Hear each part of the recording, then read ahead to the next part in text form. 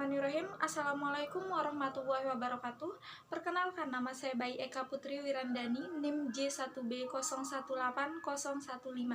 Saya dari Program Studi Teknik Pertanian, Fakultas Teknologi Pangan dan Agroindustri Universitas Mataram.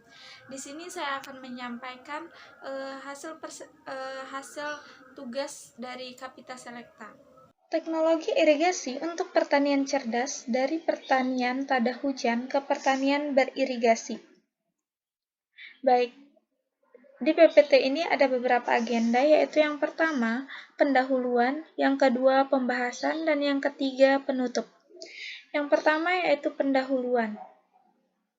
Latar belakang, yaitu irigasi dapat didefinisikan secara luas sebagai praktik pemberian air tambahan di luar apa yang tersedia dari curah hujan ke tanah untuk memungkinkan atau meningkatkan pertumbuhan dan hasil tanaman, dan dalam beberapa kasus, kualitas dedaunan atau bagian tanaman yang dipanen.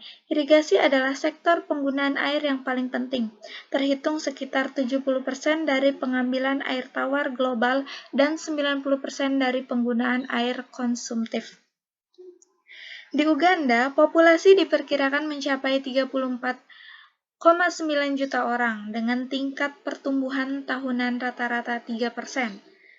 Sejalan dengan itu, tekanan pada sumber daya alam bumi yang terbatas, salah satunya adalah tanah yang subur, meningkat seiring dengan pertumbuhan populasi manusia. Sektor pertanian di Uganda menyumbang sekitar 24,6% dari produk domestik bruto, atau sering disebut yaitu PDB. Penyediaan mata pencaharian bagi lebih dari 72% penduduk yang aktif secara ekonomis, dan menyediakan berbagai besar bahan mentah untuk sektor industri berbasis pertanian. Selanjutnya yaitu ada rumusan masalah dari makalah ini, yaitu bagaimana sistem irigasi sprinkle tersebut. Dan adapun tujuannya yaitu untuk mempelajari teknologi cerdas untuk bertani dan yang membutuhkan informasi dan pengetahuan praktis tentang teknologi. Selanjutnya yaitu pembahasan. Yang pertama yaitu sumber air. Untuk memastikan pendapatan cukup air, 2 drum berkapasitas 200 liter dibenamkan dengan beberapa lubang untuk menampung air. Sebuah pipa dicelupkan ke dalam air. Sumur dangkal dapat dioperasikan secara manual dan otomatis.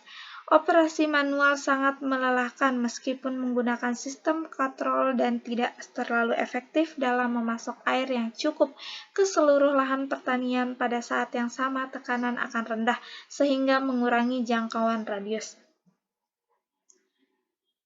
Memompa air dari sumur dangkal menggunakan pompa bahan bakar yang tidak bisa bertahan lama, hanya sekitar 3 bulan masa pakai ketika terendam air. Alat penyiram seperti yang dijelaskan Okello berputar 360 derajat dengan radius jangkauan air 30 meter. Hal ini memungkinkan tanamannya mendapatkan air yang cukup terutama pada musim kemarau yang sangat panas dan tidak ada hujan yang turun. Dia mengatakan bahwa alat penyiram hanya berharga 30.000 siling meskipun tidak bertahan lama. Selanjutnya yaitu manfaat irigasi sprinkle. Ada 8, yaitu yang pertama, terjangkau dan mudah diatur.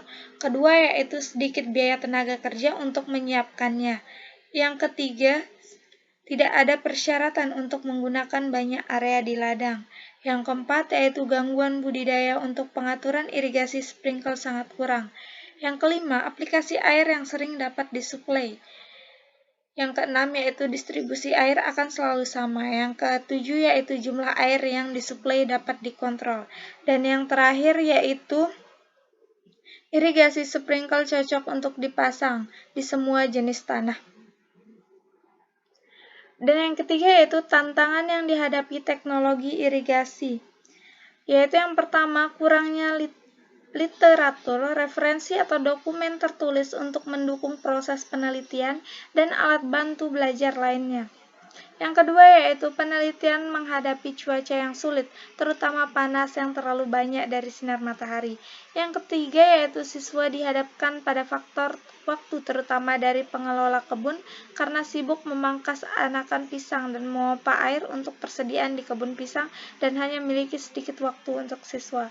Dan yang keempat yaitu ada ketakutan petani untuk membuka atau mengungkapkan beberapa informasi rahasia tentang tantangan dan pencapaian pertanian cerdas.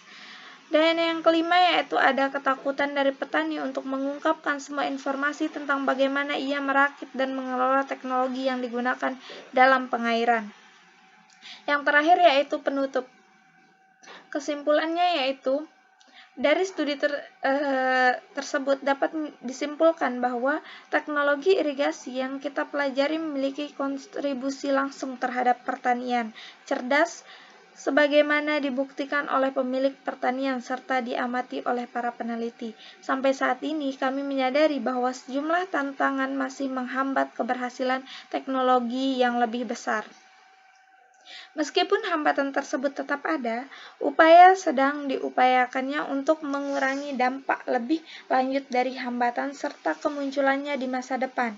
Dengan tren perubahan iklim saat ini, perlu diterapkan secara intensif penggunaan irigasi. Hal ini akan memungkinkan produksi pangan yang cukup yang dapat membantu memerangi kelaparan dan kemiskinan sejalan dengan tujuan pembangunan berkelanjutan 1 dan 2. Sekian presentasi dari saya, kurang dan lebihnya mohon dimaafkan. Wabillahi taufiq wal hidayah. Wassalamualaikum warahmatullahi wabarakatuh.